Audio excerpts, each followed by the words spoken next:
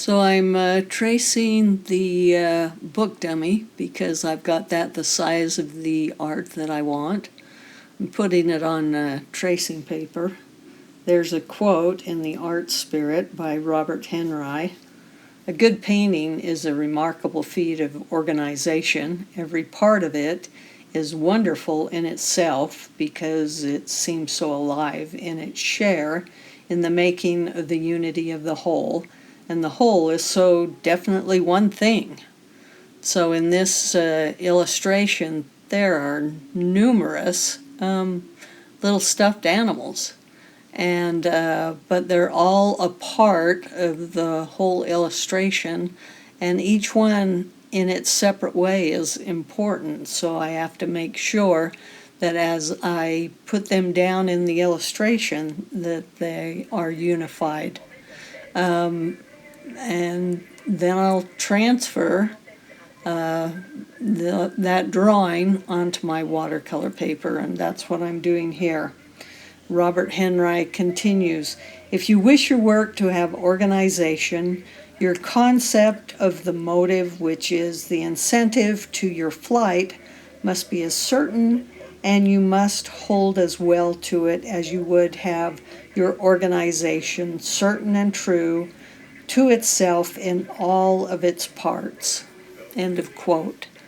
And so with all of these many parts, these little stuffed mountain goat and the horse, I need to make sure that even though I consider them individually, that I think of this whole illustration as unified and one whole, and that will be done with value and color and good design of the animals that are there. So those are some things that I'll have to think about, and the original idea for the drawing in the first place.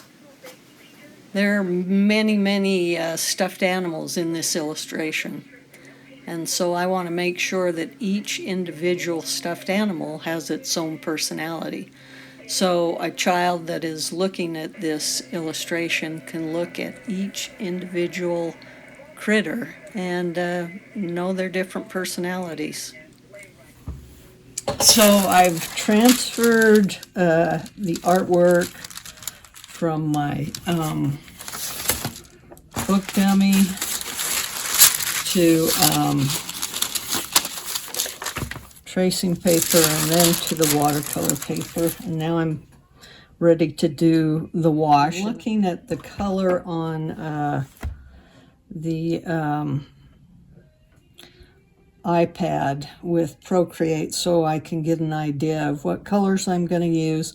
This background wash looks like a very nice warm gray, and it's got to be light enough that the writing can go over the top, and I think that as it comes down, I've got it lighter here, so lighter down around the figures and then going darker as it goes up. So these are things I have to think about as I get ready to do this watercolor. So I'll have to tape this down on a board, and I think I will turn it upside down to do this first background wash.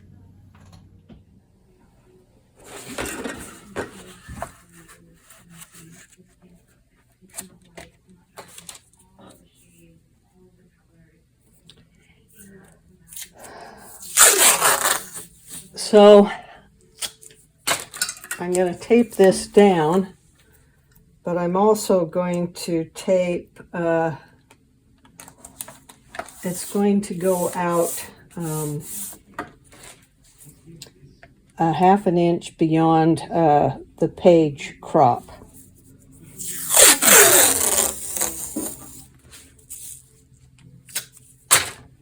So I'm taping that so I can have just a nice edge there.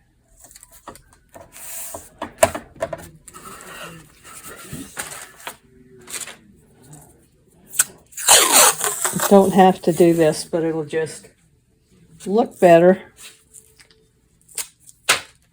So why not do it? This is what I do with my watercolors. The illustration will come out a half hour beyond the crop marks.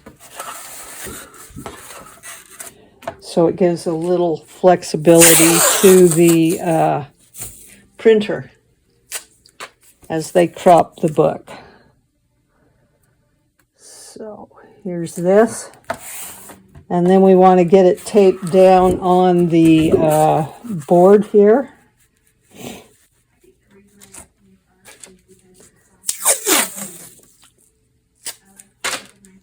And then I'm going to get just a nice big puddle of watercolor, that warm gray, so I won't run out. That'll be important to do. So there it is. I'll tip it upside down to do this wash. Need to have it on an angle.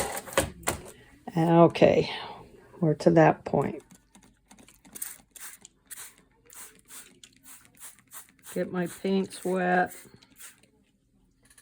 and get a nice color going here, a good puddle. So we got some blue, got some yellow to add to it. That will send it onto the green side, and then a little red. And that should give me a nice warm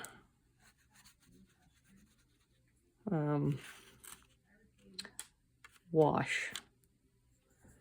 Then I need to get my piece of rice paper, because I'm going to put a little bit of texture at the bottom against the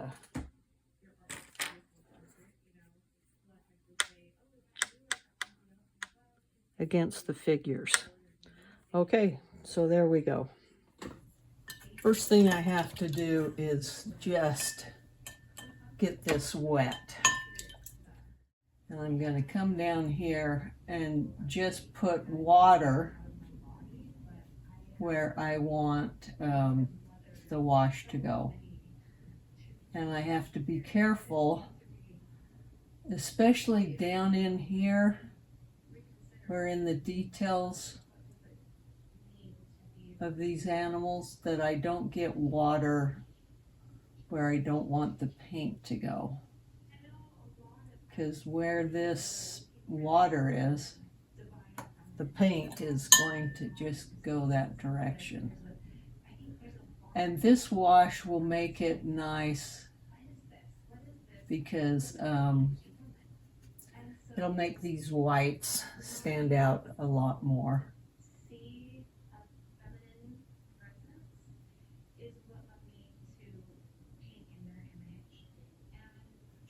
Okay, so just bringing this paint down, this water, no paint, although it does have a bit of tea color in it.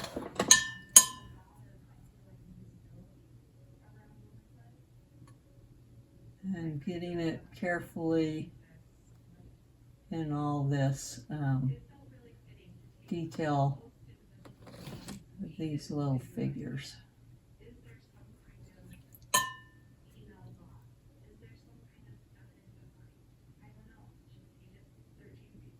I'm going to go right over these hairs because they'll be darker. Where that water is dirty, look at that.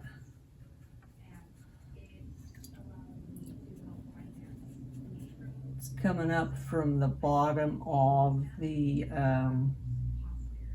water container.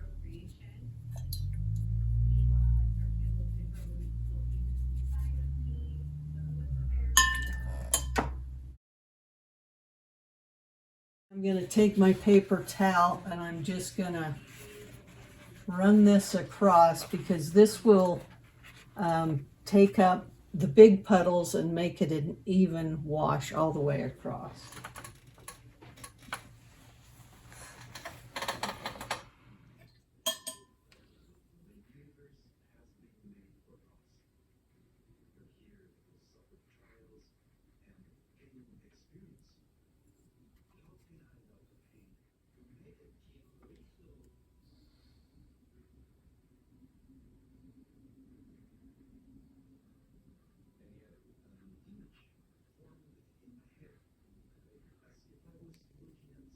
So I've got a nice puddle, and this will be the light color, and as it goes down further it will become darker.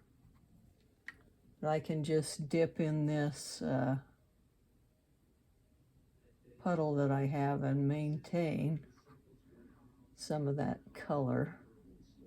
I'm going to have to go all the way across here.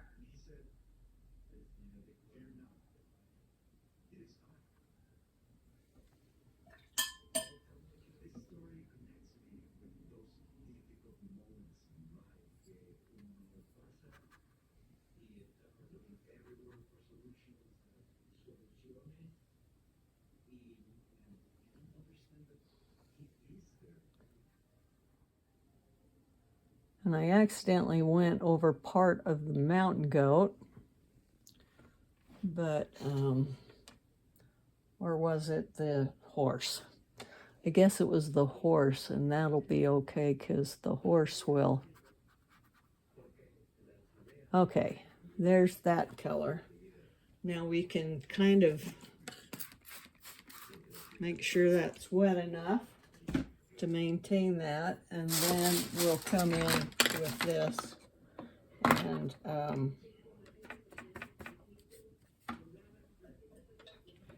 get some more color, a little blue, the little yellow, and then the little quinacridone.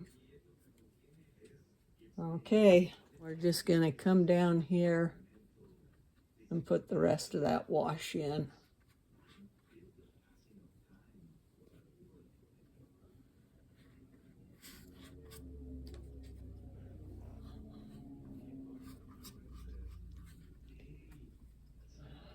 Now the wash always looks darker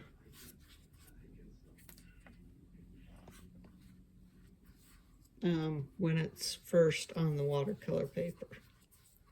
So there we go.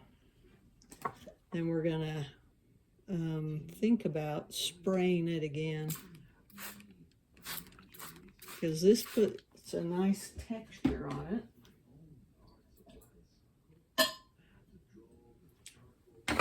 And then we're going to get these paints out of the way, paintbrush, bring it down flat, and put some of that texture in. So here's our paper, and we're just gonna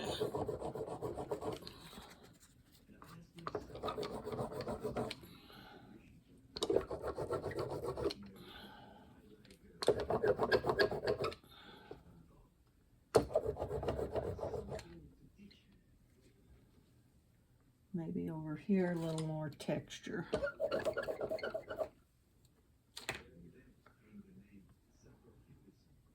Okay, I think that's good. We can let that dry.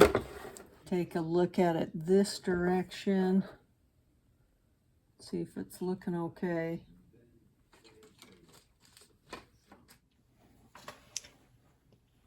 So I'm just gonna start over here on this side and work the watercolor on each one of these figures. And then when I get those individual figures done, I'm gonna come down and put the wash underneath.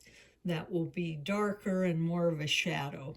So we're gonna begin right over here with this little mountain goat, maybe drop down to the otter and the little boy and work our way over. I went ahead and finished this illustration before I got my critique back from my last critiquer. I thought, well, there won't be much to say on this page, But then he made a comment about maybe it would look better if the stuffed animals had were different sizes, and so I gave it a try to see if it would make the illustration look a little better, and I think it looks a little bit better with them being different sizes. So that's why it's important to get those critiques and to be willing to change the artwork if you feel like it will become a better illustration if you do that. And I think it will, and so I'll change it.